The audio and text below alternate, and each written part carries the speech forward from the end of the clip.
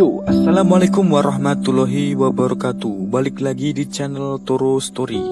Apa kabarnya kalian semua guys? Insya Allah sehat semua.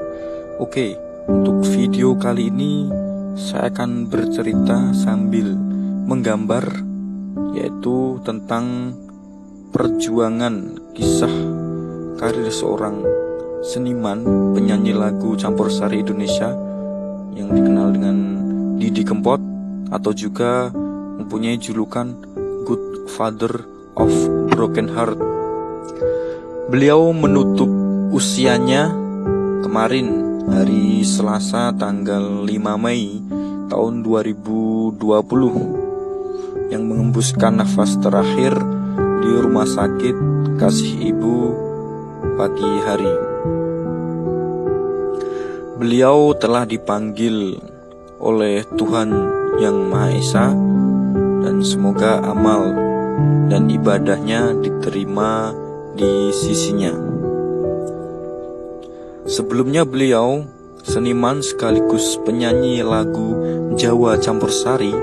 Didi Kempot sukses menggelar konser amal dari rumah pada Sabtu tanggal 11 April 2020 yang ditayangkan secara live di Kompas TV, dan berhasil mengumpulkan 4,8 miliar rupiah dari sobat ambyar di seluruh Indonesia.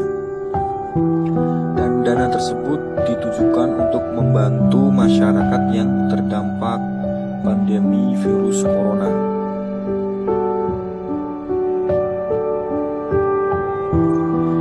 Didi Prasetyo, atau lebih dikenal dengan nama panggung Didi Kempot. Beliau lahir di kota Surakarta, Provinsi Jawa Tengah pada tanggal 31 Desember tahun 1966 dan menutup usianya juga di Surakarta, Jawa Tengah pada umur 53 tahun. Beliau adalah seorang penyanyi dan pencipta lagu campur sari dan congdut dari Surakarta. Didi Kempot merupakan putra yang lahir dari darah seniman, yaitu bapaknya seniman tradisional terkenal yang namanya Ranto Edi Gudel, dikenal dengan Mbah Ranto. Nah, Didi Kempot juga merupakan adik kandung dari Mamik Prakoso, pelawak senior Sri Mulat.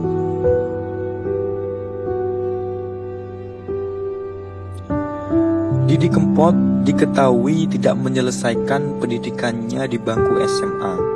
Usut punya usut, ia teringat dengan ucapan sang ayahnya yang mengatakan jika menjadi musisi tak perlu dengan sekolah tinggi.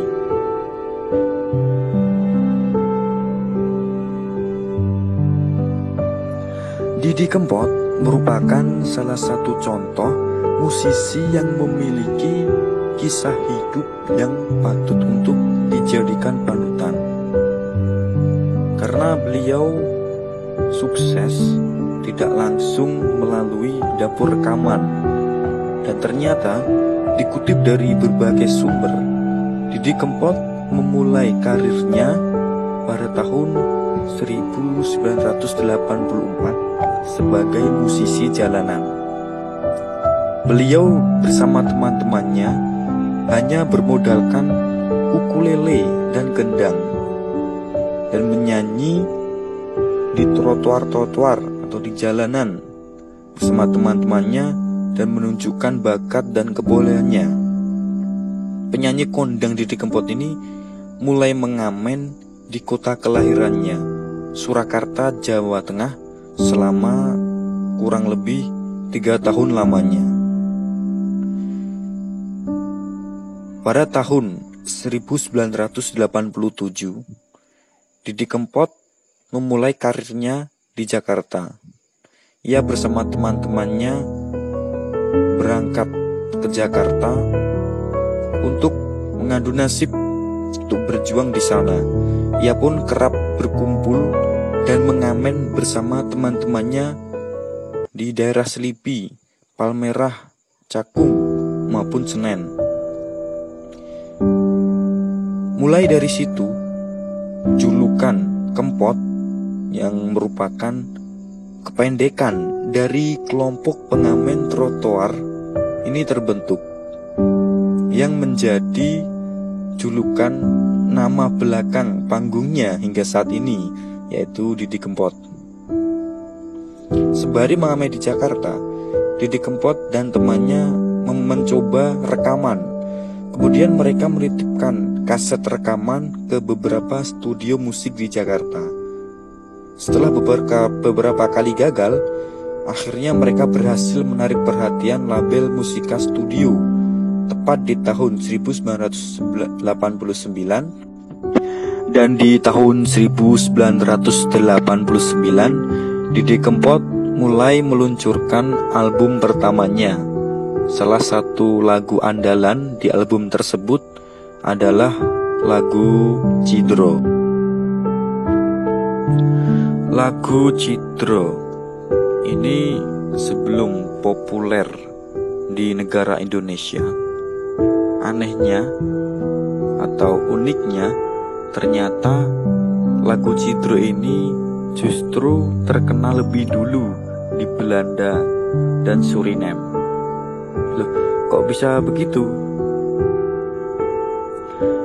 Usut punya usut, ternyata dulu sebelum lagu ini terkenal di Indonesia, itu ada salah satu orang turis Suriname yang berada di Indonesia, dan dia berdomisili di Belanda, pernah mendengar lagu itu di Indonesia, dan akhirnya lagu itu pun lalu diputar di radio Amsterdam, dan ternyata respon dari masyarakat di situ, lagunya sangat digemari,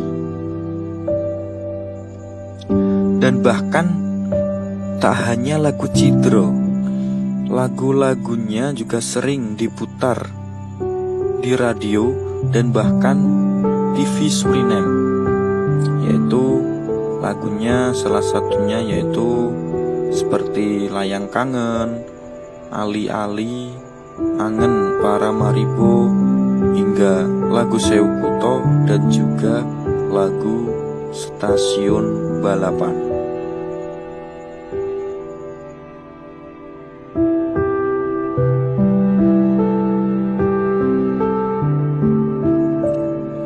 Sejak saat itu, Didi Kempot mulai dikenal dan mempunyai banyak penggemar dari Suriname, Belanda, dan bahkan hingga Amerika Serikat.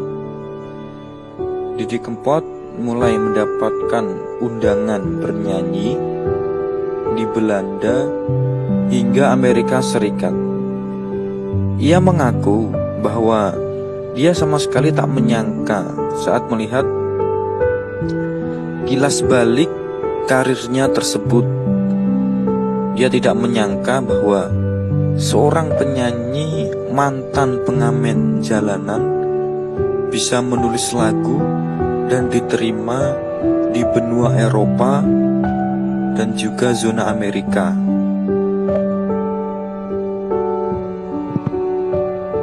Kempot pun akhirnya sering melakukan konser menyanyi di Belanda dan juga Amerika.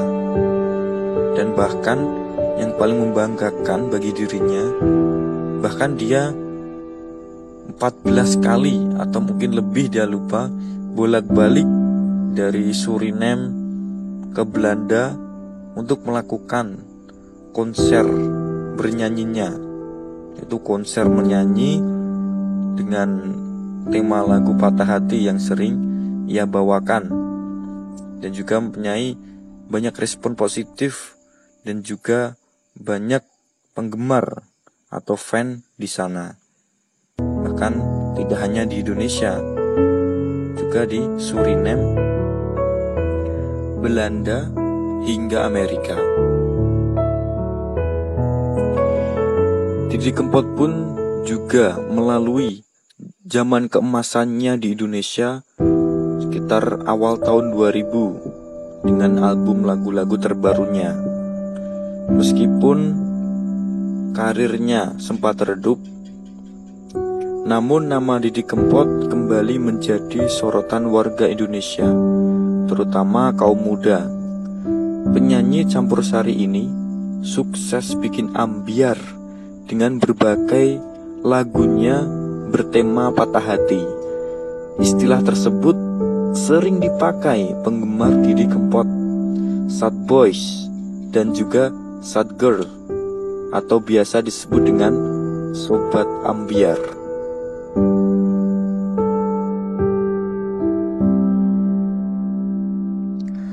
Beliau almarhum pernah berpesan kalau penyanyi sama pencipta lagu biar mati pun tetap dikenang dan tetap diingat orang. Dan kini karya-karya Didi Kempot tentunya akan selalu dikenang dan diingat karena konsistensinya dalam memperkenalkan musik campursari dengan lirik yang identik dengan patah hati.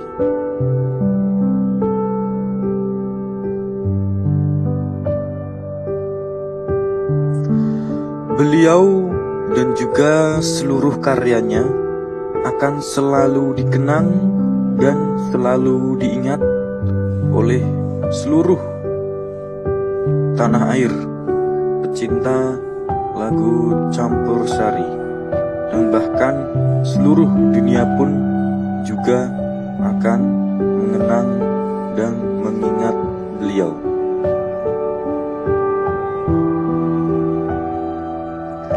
Semoga kisah perjuangan inspiratif dari beliau bisa kita jadikan contoh dan bisa kita tiru untuk perjuangan kita sendiri masing-masing. Semoga almarhum mendapatkan tempat nan lapang di sisinya, dan keluarga yang ditinggalkan kiranya diberi kekuatan dan kesabaran. Selamat jalan, the Godfather of a Broken Heart. Jangan lupa pesan dari beliau, opo wae sing dadi masalahmu, kuat ora kuat, kowe kudu kuat. Tapi misalnya kowe ora kuat, yo kudu kuat. Oke, sekian video dari saya.